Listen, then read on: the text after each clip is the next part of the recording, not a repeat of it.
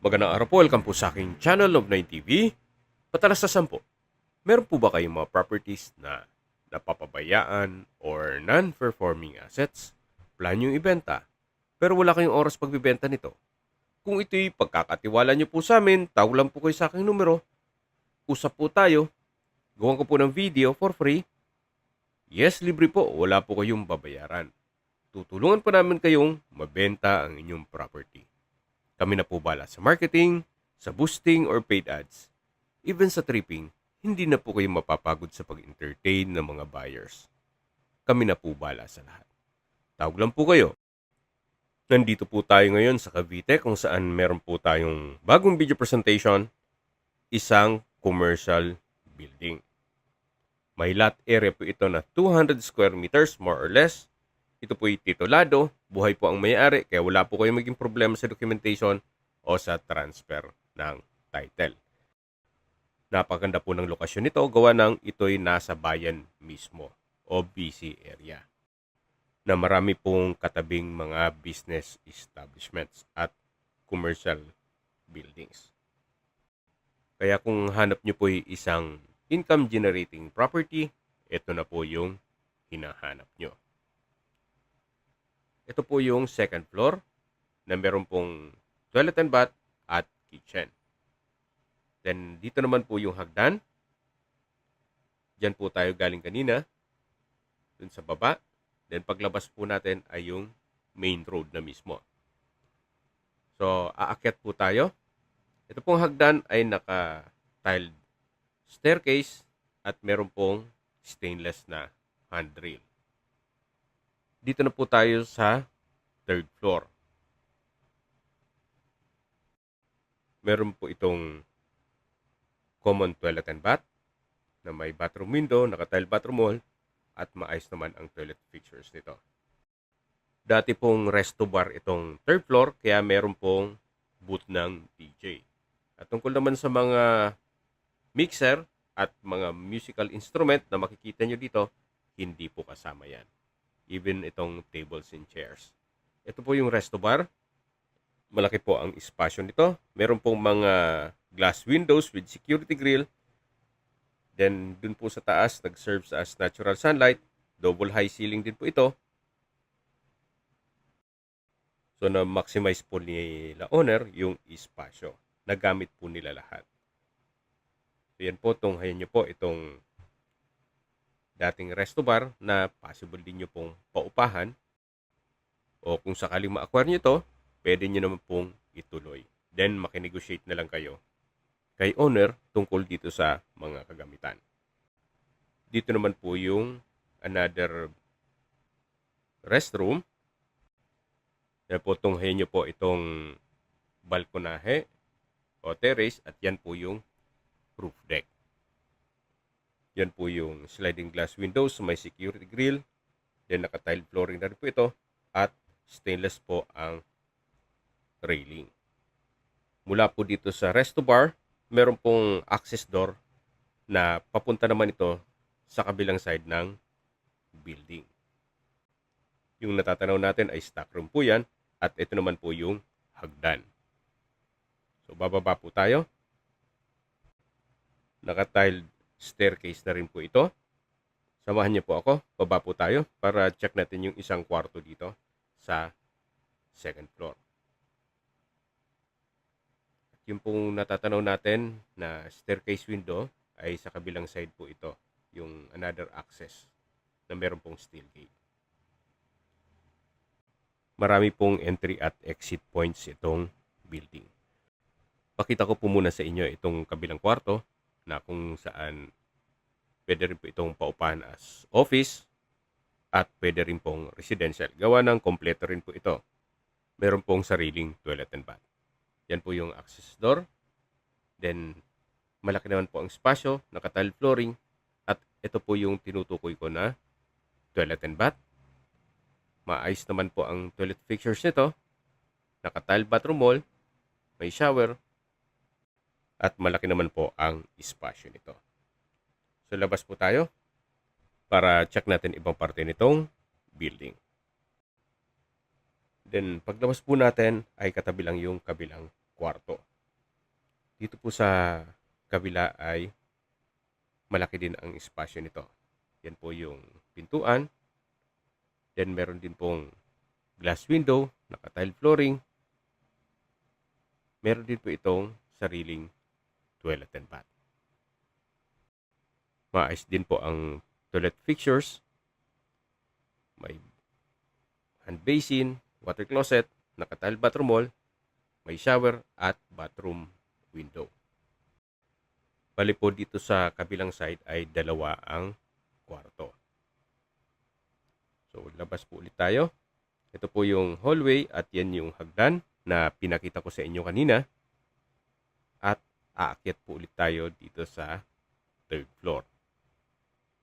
Para maikutan natin yung ibang parte nitong building. So dito na po tayo galing kanina.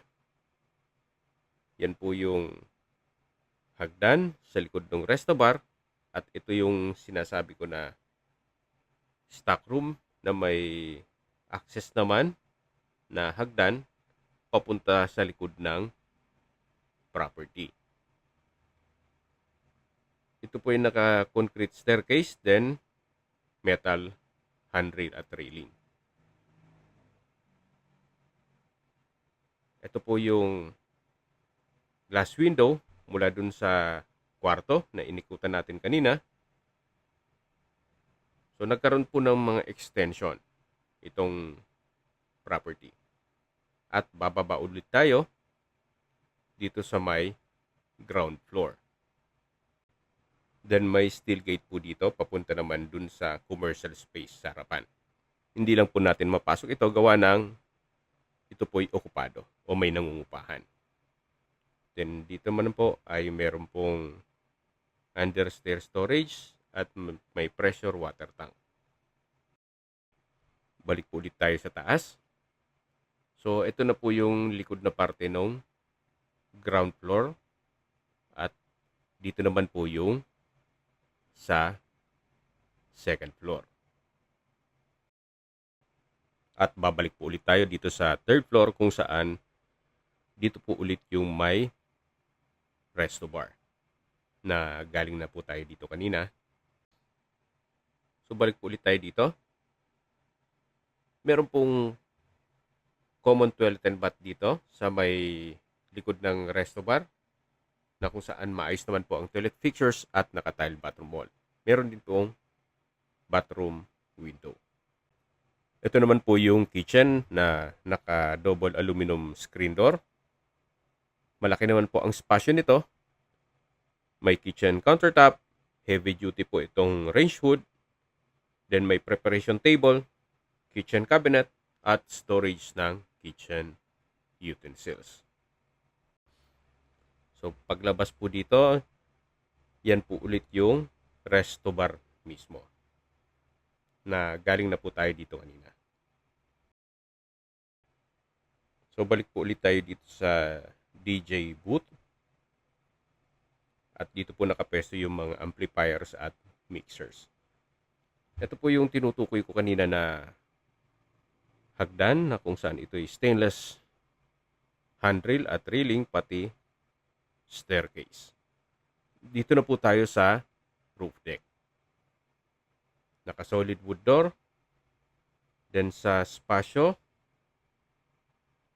sakto lang. Hindi naman siya ganun kaliit at hindi naman ganun kalaki.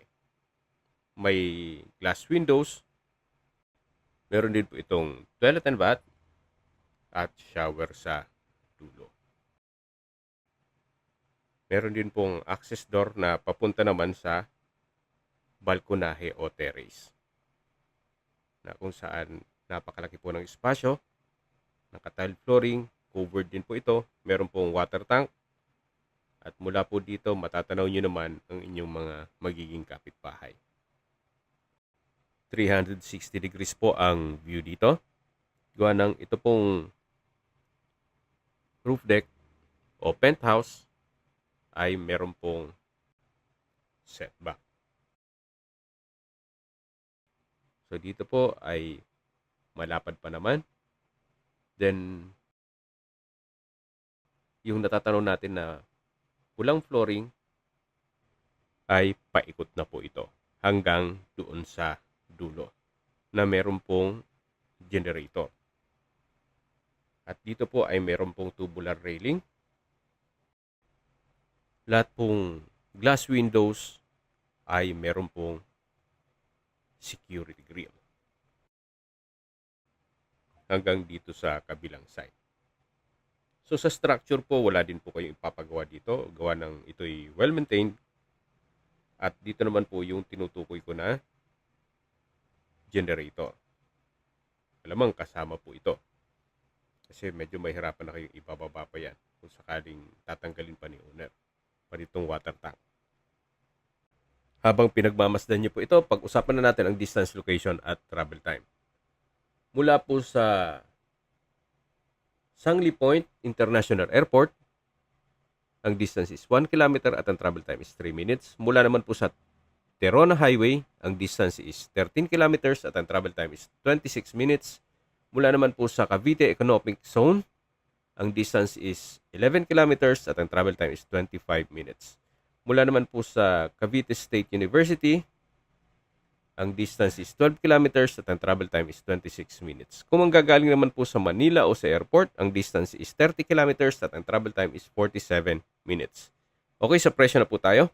Binibenta po ito ni owner sa halagang 60 million pesos. Kung may mga katanungan po kayo, tawag lang po kayo sa aking numero.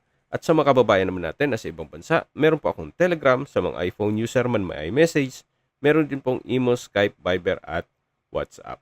Same number lang po, 0917-316-3399. Sa mga nagtatanong naman po ng aming Facebook, meron po aming Facebook page na Nov9TV at Facebook Real Video. Meron din pong TikTok at Instagram.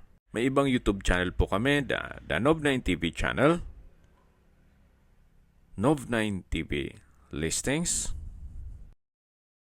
Nov9TV On The Spot, Nov9TV Updates, at Nov9TV House Rental. Sana po naibigyan nyo ang video presentation. Paki-like and subscribe na lang po sa aking channel para ma-update din po kayo sa aking future listings. Kung sakali po hanap nyo yung mas malaking sukat ng lupa, meron din po kami ibang listings na pwede nyong pagpilian. Huwag po kayong mag-atubiling tumawag sa amin.